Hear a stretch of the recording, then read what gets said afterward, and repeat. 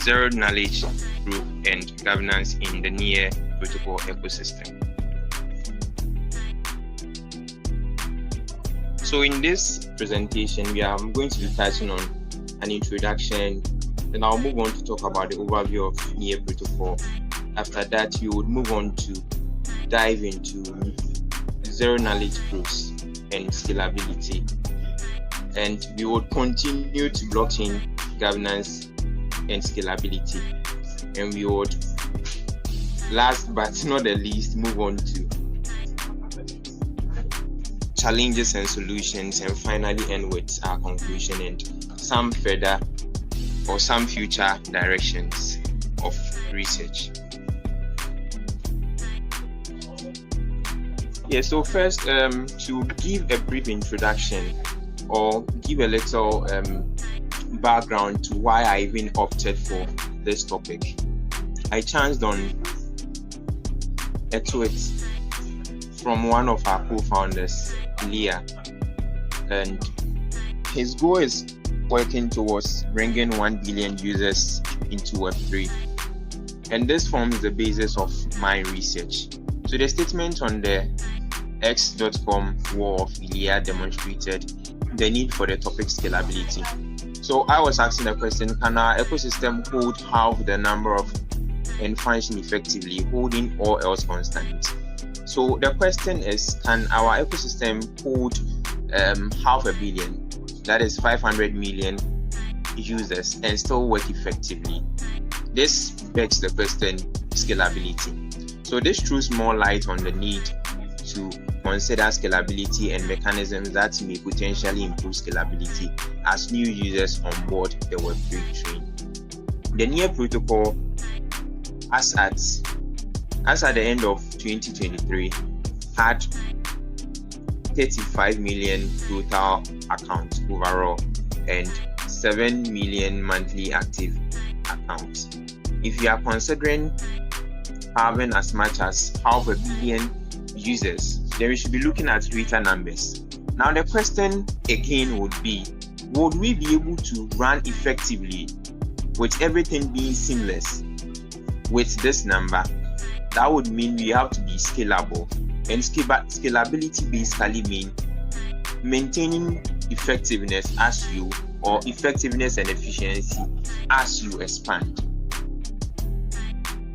Research was to explore how cryptographic techniques such as zero knowledge proof and governance models enhance scalability of blockchain. It's a unique sharding design which helps enhance scalability. Sharding design aims for high security and decentralization, offering the potential for near future scalability. Sharding basically splits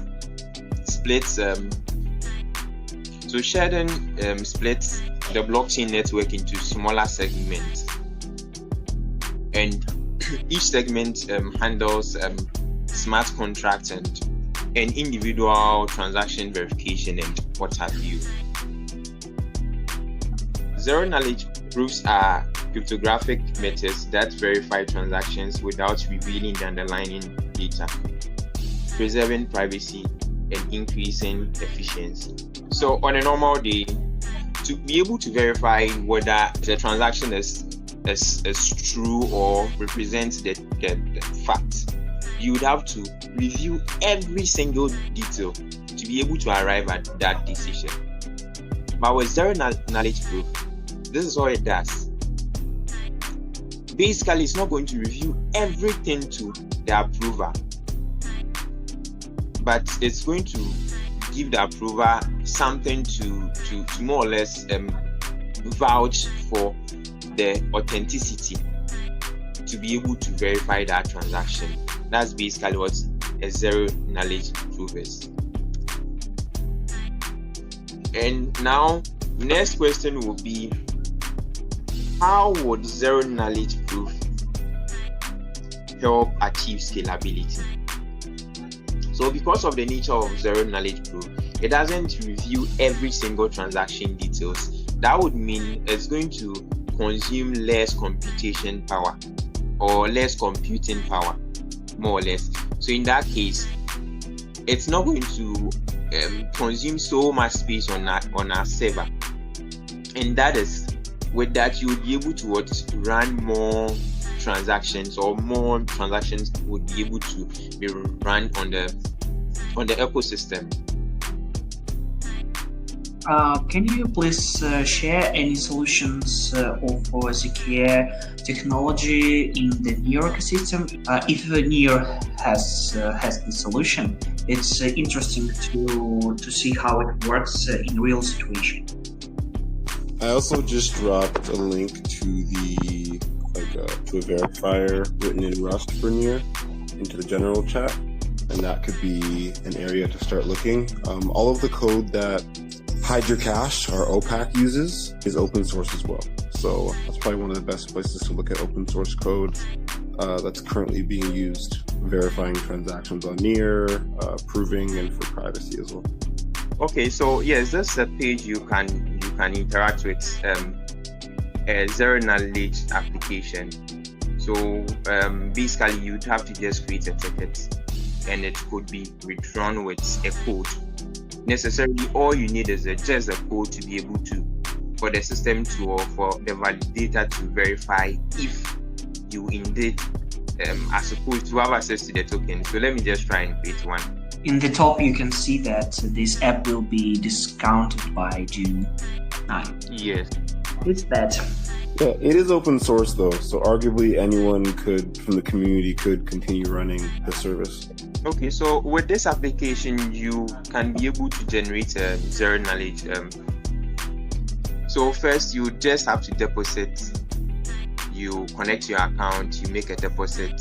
After making the deposit, you would be given a code. You can share the code with someone if you want a person to withdraw the code without having access to every single detail about the transaction. You just share the code with them, and with that, they can have access to the funds or the tokens you have sent. Okay, so yes, so first I created a ticket using the zero knowledge proof system.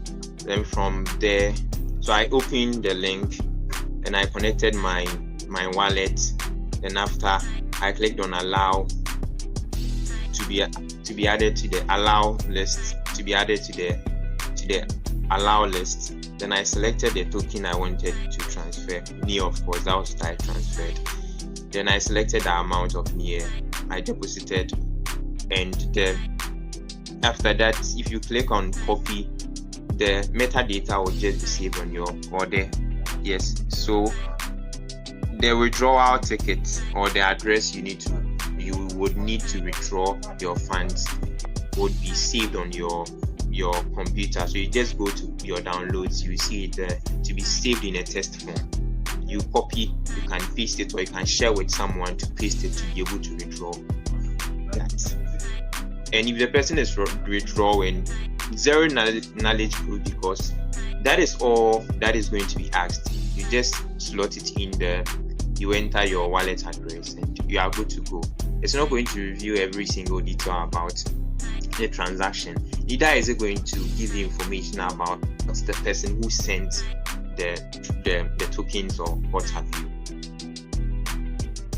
Governance play a crucial role for decentralized management and enhancing system resilience and scalability.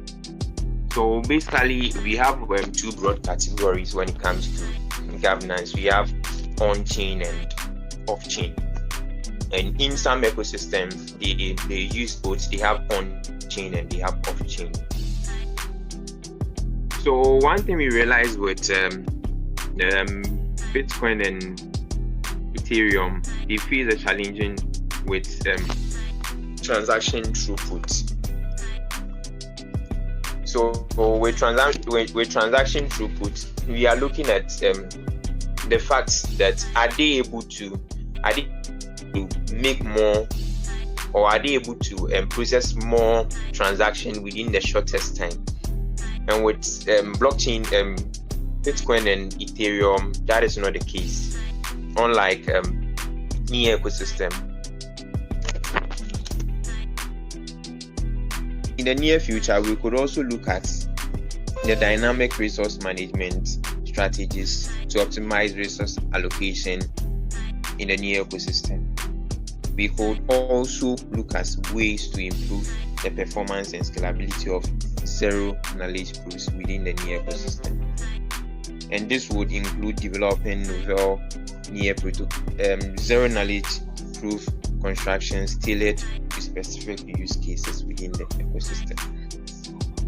And also, we would have to, in the near future, consider the trade-offs between scalability and security within the near ecosystem, particularly with zero-knowledge proofs, because we know zero-knowledge proofs presents us with privacy and more or less security. And finally, exploring solutions for enabling seamless interoperability between near protocol and other blockchains. So please, this is where I end for today. Thank you all for having me,